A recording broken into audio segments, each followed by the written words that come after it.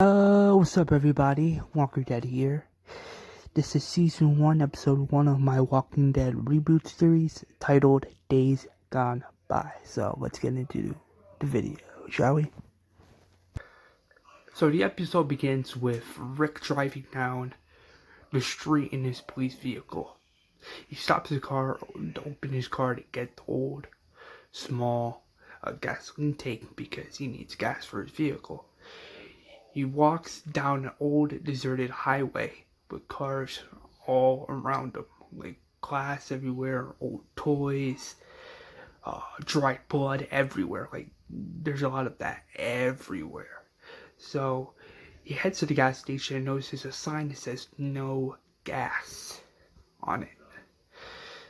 So he's like, well, that sucks in his mind. So he hears footsteps and he's like curious to know what it is. So he gets down in the street and he looks under the car and he notices it's a little girl picking up a teddy bear. So he's like, oh snap, there's a survivor. Like, we got a survivor here, you know? So he goes to approach the little girl and he's like, little girl, I'm a policeman. You don't have to be afraid, okay? Little girl. The little girl turns around, revealing that she is a walker. And he's like, oh, snap. So the little girl runs down the street, trying to bite Rick. So Rick grabs his Python revolver and shoots the walker in the head.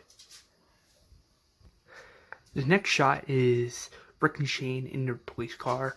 They're joking and talking about what's the difference between men and women, and Shane's like, are you serious? And like Rick's like, yeah. And then Shane later on says, I was so worrying the kid, that kid being Carl. And he says they're both doing good, it's just me and Lori got into an argument. Me and Lori, like him and Lori got into an argument the other night, and she said, well, sometimes I wonder if you were really here or if you really cared about us at all. And Shane's like, damn. And Rick is like, yeah, the difference between men and women, I would never say anything like that to anyone, especially in front of Carl. So yeah, that's. But Rick said to Shane, and then out of nowhere, the radio in their car goes off, and the radio says, 4 bank robbers are on the one. And I repeat, 4 bank robbers are on the one, on the run, anyone in pursuit. And Shane says, roger that, we are on our way to the scene now, roger that. Rick starts the vehicle to drive to the scene. Shane opens up his window and throws out the sandwich he was eating. He got from McDonald's, obviously. Rick and Shane meet up their co-workers. They're on the scene.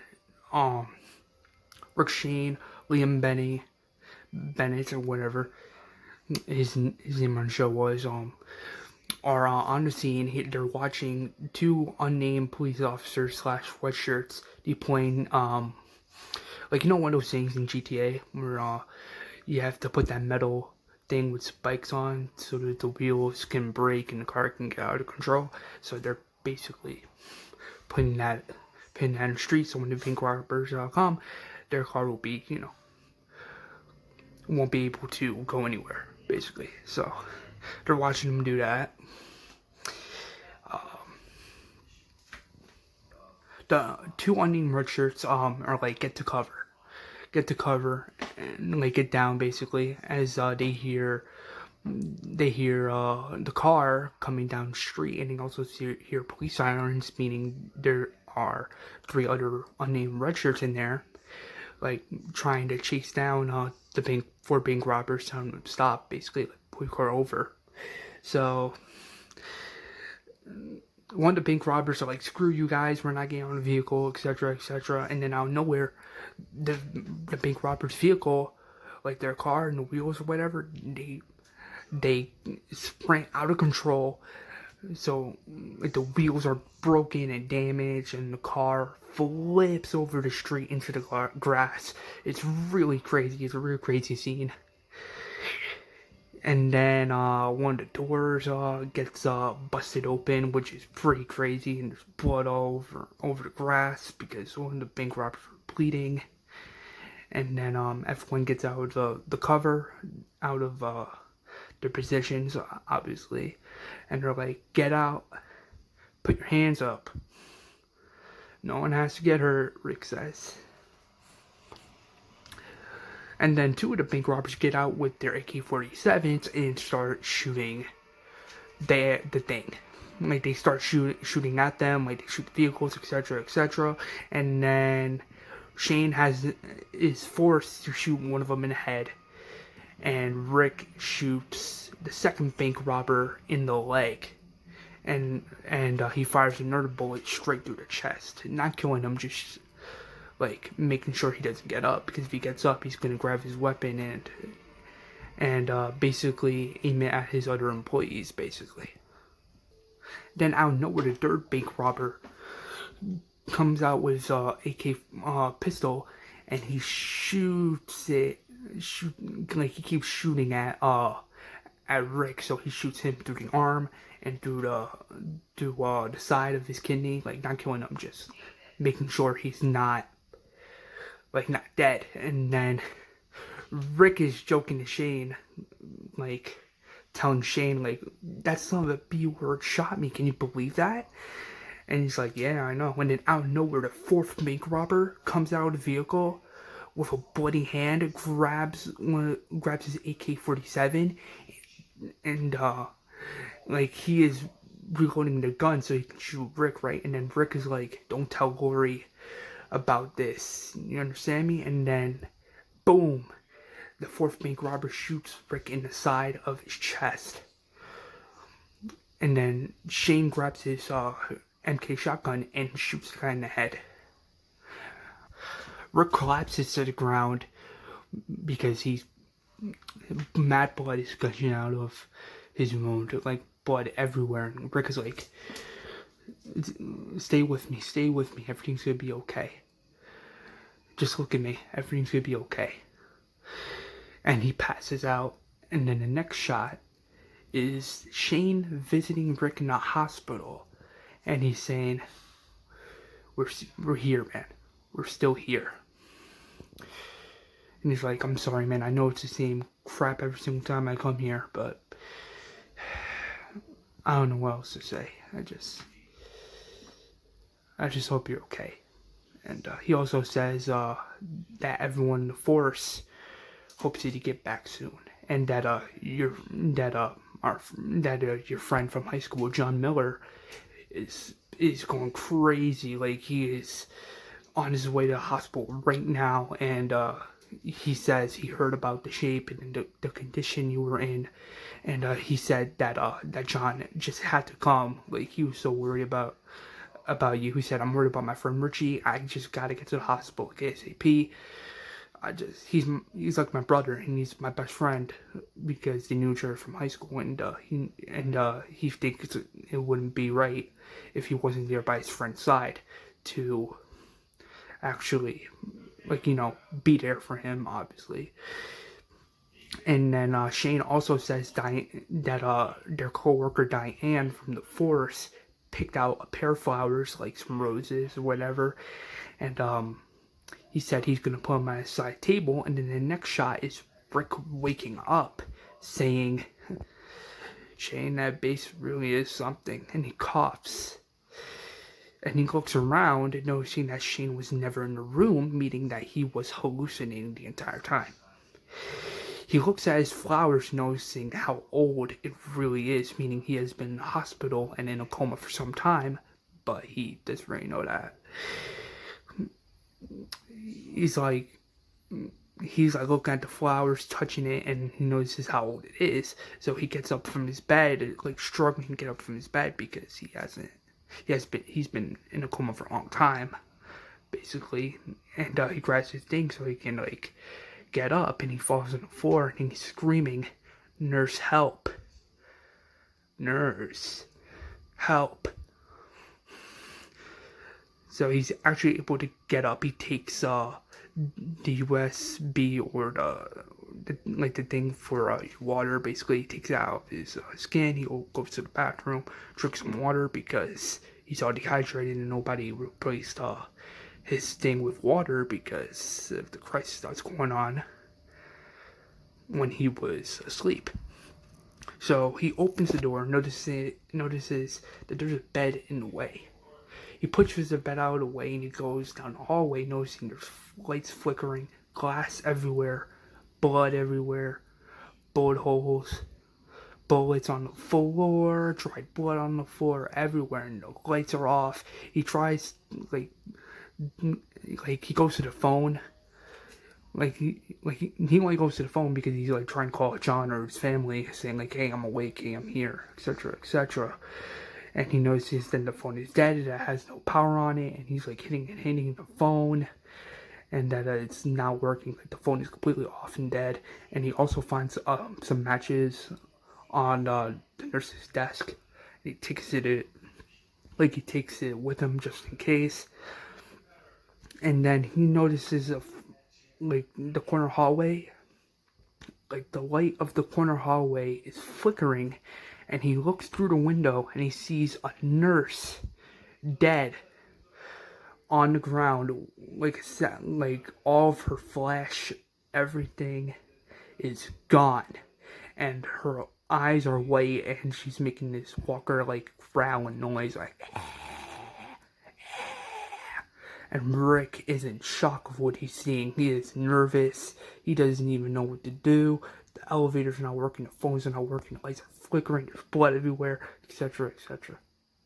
So the next shot is him walking down the hallway, and he notices a door with black paint and writing. And what it says on the door, it says, "Don't open, dead inside." And he checks this door out, and he sees a walker. Like the walker's hand is trying to open the door, but the walker's not able to open the door because it's like barricaded shut. It has chains, a lock on it, and it also has some wood blocking the door so the walker won't get out. So, and Rick is like terrified of this, so he opens the door. He opens one of the doors to work the elevator to get out, but little does he know that the power is out, unfortunately. So he opens the door to the stairway, and he notices that it's like dark. There's no lights because all the power's out, etc. So he uses the matches he found and lights up a match and heads down the stairs. And when he goes down the stairs, he notices an emergency exit door. It says emergency exit, so he opens it, and he is like outside the building. But as he's going down the stairs, he notices mad bodies covered in blood, wrapped around in those military bags they use in movies or whatever. There's like multiple bodies outside the hospital. The hospital is destroyed. Matt Walker bodies are everywhere. And he also notices a helicopter and some other military bags, but there's no one in the area. He also notices a building is completely destroyed, and he's like, at this point, I gotta get to my family. I have to get to my family. So he's walking down the street, and he sees a bicycle, and he also sees a walker right in front of him, but the walker's legs is completely gone. Rick is completely terrified, so he grabs the bike in a hurry, and he drives the bike down to his house. He gets to his neighborhood, like street or whatever. He sees his house, so he goes into his house looking for his family, and he notices his family is not in the house, so he's screaming his names, Lori, Carl, like in the show. He's checking everywhere for them, and he notices they're not in the house, and he kneels down in tears. he is sad. He is so sad that he can't find his family in the house or outside. He is so devastated and he does not know what to do. He's noticing his shadow on the floor and he questions if it's really here. If he's really here, thinking that, like, oh, it has to be a dream, right? So he hits his head, and notices that it's not a dream. And he cries in sadness. He goes outside, sits down on his porch in complete sadness, and sees a walker walking down the street, getting ready to, like, walking down to bite him or whatever. And then out of nowhere, this kid comes out of nowhere with a shovel and hits him in the face. Blood is coming out of his nose because obviously the kid hit him in his nose. And he tells his father, Daddy, I got this son of a bitch, I'm gonna knock him dead. And Morgan from the AMC's The Walking Dead Season 1, Episode 1 is in this episode. And he comes out of nowhere with his gun and shoots the walker in the head. He's like, son, did he say something? He's like, he called me Carl. And Morgan's telling his son, you know, the dead don't talk. He's like, mister, what's that bandage for? Rick's like, what? And Morgan says, what's your wound? And Rick is like, wait, what are you talking about? What the fuck? And then Morgan's like, answer me, damn you. You tell me, or I will kill you. And he passes out. But this next sequence is a flashback sequence of John visiting Rick in the hospital. He is banging on the door. He's like, Shane, open the door. Shane opens the door and he asks Shane, how is he? And Shane tells John that he's in a coma. That he lost too much blood, and because of that he's in a coma. But the doctors and the nurses here, they patched him up and he's good to go. But unfortunately, he's in a coma, but we don't know how long he's gonna wait, like how long he's gonna be in the coma, and when is he gonna wake up. And John's telling Richie, he's calling him Richie because that's what he knew him by in high school. He says, Richie,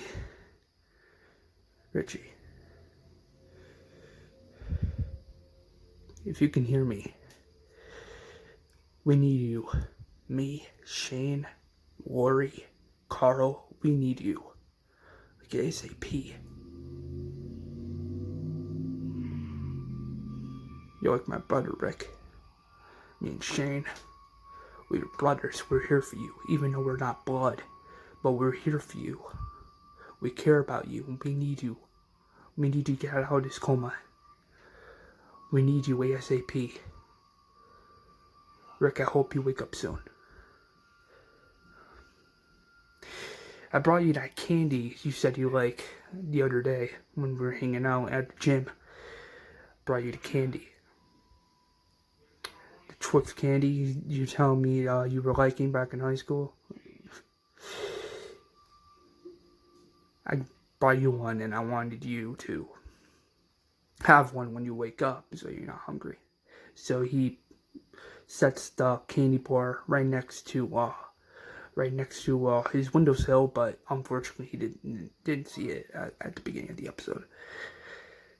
And then present day, back to the flashback sequence, Rick wakes up and he sees Morgan, and Morgan's like, I had to have that bandage replaced. Like, I had to replace the gauze, etc., and I had to clean the dry blood that was on it, and also clean your nose because my boy thought you were a bank robber, etc. Morgan then asks Rick, did you get bit? And Rick is like, bit? And he's like, yeah, did you get bit, scratched, anything? And Rick tells Morgan, no, I did not get bit. I got shot. That's as far as I know. And when Morgan's like trying to check his head, and Rick's like pushing away, like, oh, don't touch me. And then Morgan's like, let me. He feels his head and says that the fever would have killed you by now. So meaning that he was telling the truth, meaning that he's good.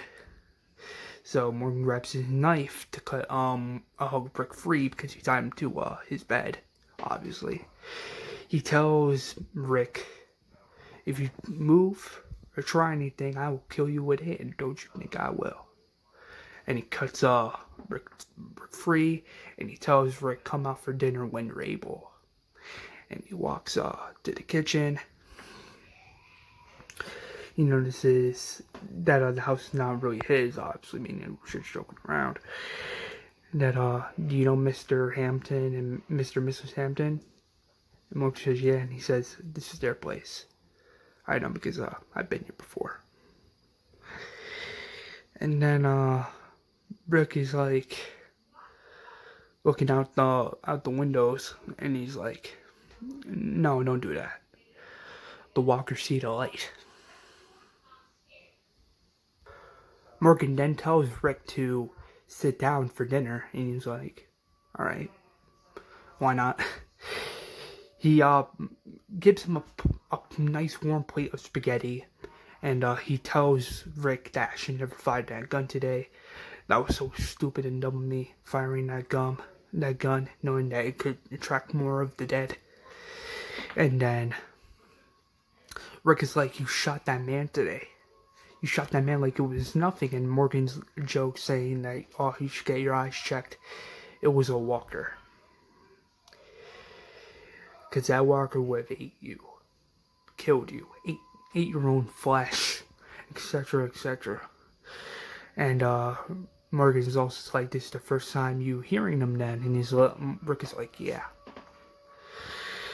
And he also tells Rick that when he saw that bandage on his side, that's what him and his son Duane was afraid of. That once you get bit, you're done. Basically, the fever kills you, burns you up like a furnace, and then you're dead. And then Morgan's like, let's not worry about that right now. Let's eat dinner first, and then Morgan's like, yeah, let's eat dinner. And then Duane's like, wait, Daddy, prayer. And Morgan's like, yeah. They all touch hands, praying to the Lord Jesus Christ. Morgan saying, Lord, I thank us and thank me for this food. I also ask that you watch us in these crazy days. Amen.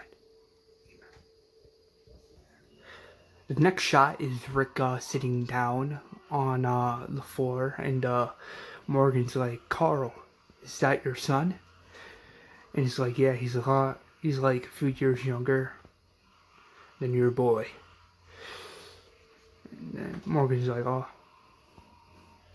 that's what's up. Hopefully, Morgan also says, hopefully one day that your son and my son can meet and be able to play together.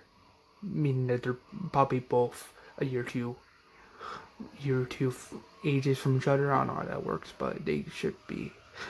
Carl should be like 2 years older than Duane, I believe. So yeah. And then out of nowhere, the there's like a car outside, and the car's alarm system goes off, and Duane wakes up, and he's like, what happened? And Morgan's like, don't worry about it. It's just a car that went off.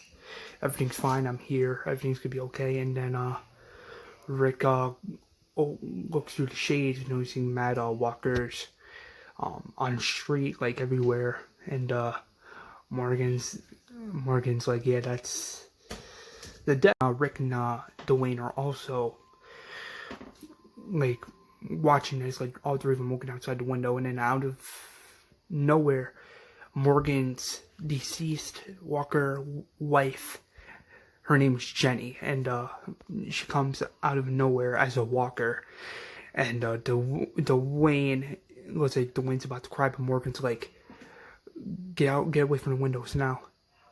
You heard me? Go. And Duane grabs his pillow, crying, seeing that that his own mother is a walker, and is like that on the street, walking around like that, all dead, etc. And then Morgan's like crying to the pillow, like I taught you, remember? And then Rick gets he walks away from the window and he walks through the door because he notices Walker Jenny trying to open the door, but it doesn't work, and then she just growls that Walker around just scratching on the door, just banging and scratching on the door trying to get in. And Morgan tells Rick that she died. She died in that room. She died, that room, the room that Rick was in, that's the room where Jenny died and became a walker, basically. And that Morgan also tells Rick that I should have put her down, but I didn't have it in me. That's what Morgan tells Rick, and Rick says it's okay.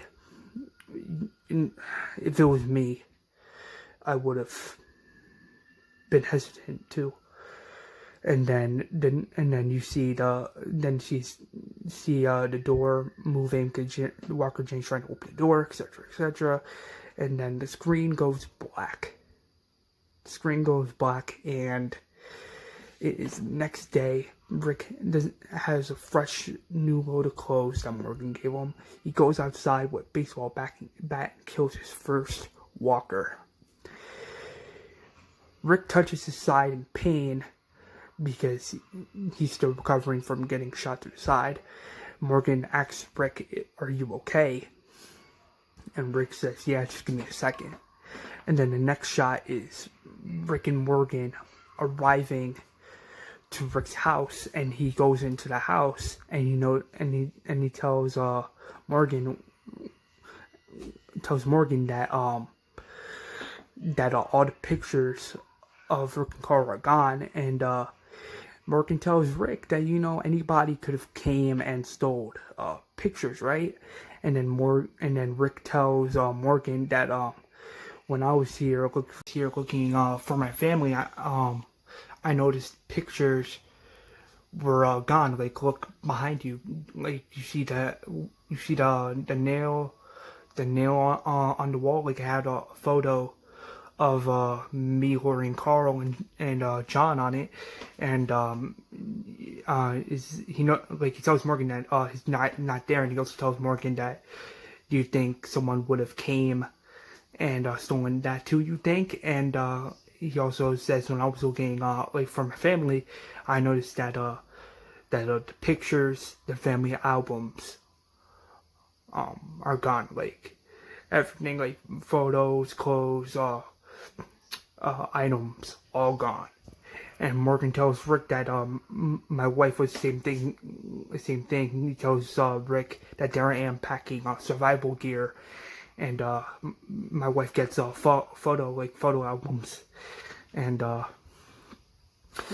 Duane says they're in Atlanta, I bet. And Duane also says they got that disease place, and Morgan says yeah, that disease thing for survivors to get checked, etc. And Rick says we gotta get to the King County's police station because there could be weapons there that we can use to defend ourselves. So he opens up the cabinet, one of his kitchen cabinets, and takes the keys to the King County's police department's gates so he can open them up. The next shot, which takes place 2.5 hours later, is Rick, Morgan, and Duane in the King County's police department. They notice the guns are in the cage or whatever, but before they go to get the weapons, they also notice Morgan also notices the showers, and Rick tells Morgan that that the station also has its own backup generator powering up the lights and the water. And Rick turns on the water, showing Morgan that this place has water. And then the next shot is Rick showering, shaving his mustache and the hair on his beard, obviously, because he's still recovering from waking up from a coma. And then Morgan gets all souped up, showering, says, "Oh my Lord!" the water. He's having like, he's like so happy, he's having a good time. And then his son is also really happy, having a good time, taking a shower. And then the next shot is Morgan and Rick drying themselves up after taking a shower. Rick tells Duane the closing room, the changing room is that way, and Morgan it's like, "What do you say, Duane?" And Duane says, "Thank you," and smiles in happiness. He's like so happy, and Rick says, "Mm-hmm," smiling as well. And then Morgan tells Rick that it should have been me to die, not my wife. It should have been me. And Rick tells Morgan, "Don't push yourself, don't sweat yourself. What happened to your wife wasn't your fault. It wasn't anybody's fault. It just happened." And that everything's gonna be okay. And Morgan tells Rick, "Thank you so much. It really means a lot coming from a good man like you." And Rick asks Morgan like, "Hey, are you gonna move on?" And Morgan tells Rick, "I haven't opened up to it yet." And then the next shot is Rick, Morgan, and Duane outside, and they're basically like saying their goodbyes. Morgan shakes Rick's hand, saying that "You're a good man, Rick. I hope you find your wife and son." And then Rick says goodbye to Duane and says, "Keep your finger on the trigger. Always remember that, Duane, the gun is not a toy, and that when you fire, remember to always aim for the head, always aim for the dead, and every shot counts. Remember that, Duane." And Duane says okay. And then Rick notices a walker approaching the building, and it is William Bennett. Pronounced his last name wrong, but Rick also says I thought about him. He was stupid and careless, but I can't just leave him like this. And Rick tells Morgan to take all the guns that he gave him, and that Morgan says peace out, and Morgan tells Duane what goes on, and they run to their vehicle. Rick notices his employee is a walker, and he aims his gun. He like takes his gun out, aiming his gun straight to his head, and he says I'm sorry, and boom, he kills his coworker because he turned into a walker. So yeah, Liam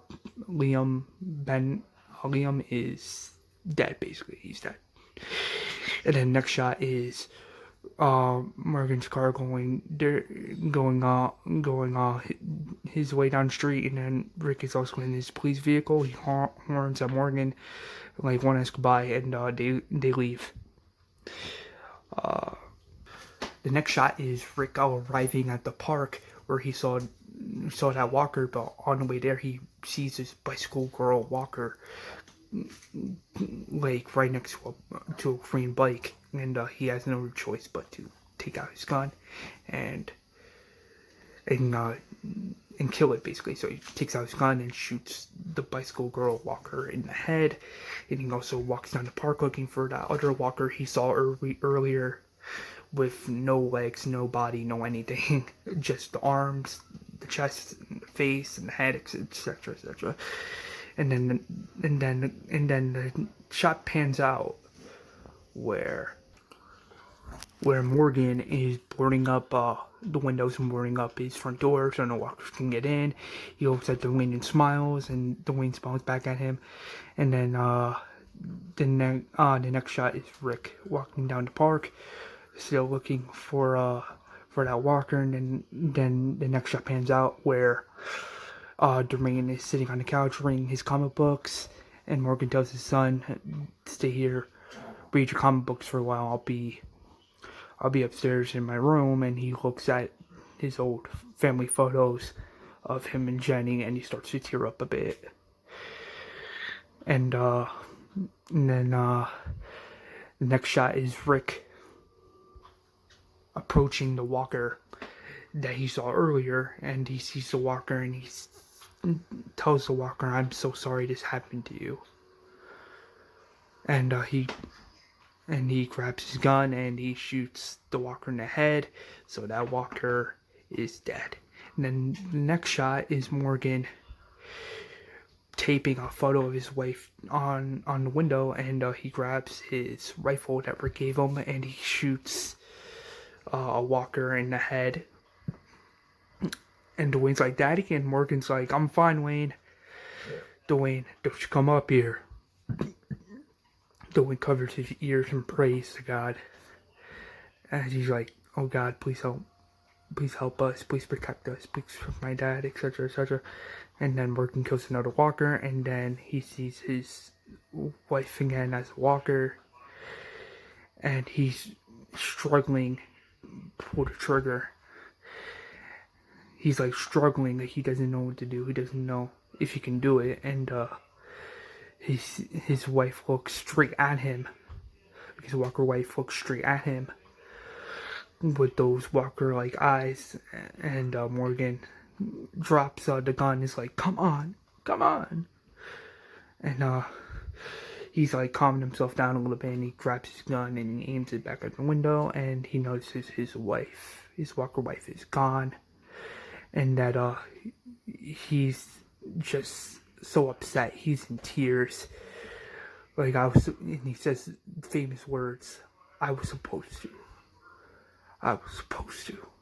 And then bam, that's the last we see Morgan. And then the next shot is present day, where Rick is in his car driving, and he's using the emergency radio in his police vehicle, and he's like, "Anybody out there? Anybody out there? I'm driving on Highway 22, and when anybody reads me, please respond."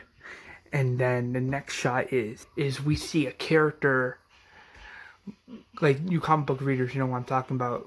We see a teen with blonde hair, and it's Amy from the Walking Dead comic books. And Amy's like, "I hear you," over. And then we see characters, and we see Dale, we see Alan and his two boys, and we see his wife, and we also see Lori, Carl, and John at the Atlanta camp. And then Dale's telling Shane, like, "Come on here, son, you know best how to work this thing." And then Shane is like, "This is Officer Shane Walsh. We hear you. We hear you. We're contacting you outside of the city, over." And there's no response, obviously. And then where's like, "We gotta go, right? We gotta go and help this person." And Shane's like, "No one goes out alone, you know that." And Lori gets a little upset and pissed off about it. And then Dale's telling Shane, like, who the hell do you suggest we sent? And Shane doesn't want to send anybody because he doesn't want to risk anybody's lives, because he's being protective about it, he's being overprotective, etc., etc. And then the next shot is Rick pulling up to a house, and it's like big as a mansion, obviously. And when he walks up in the house, he knocks on the door and says, hello, "Anybody in there?" And he looks through the window, and he says 2 people have committed suicide. And in the background, there's blood on the wall saying, "May God forgive us." And Rick throws up a little bit and is like, "Dang, these people didn't want to be in a world with man-eating people in it."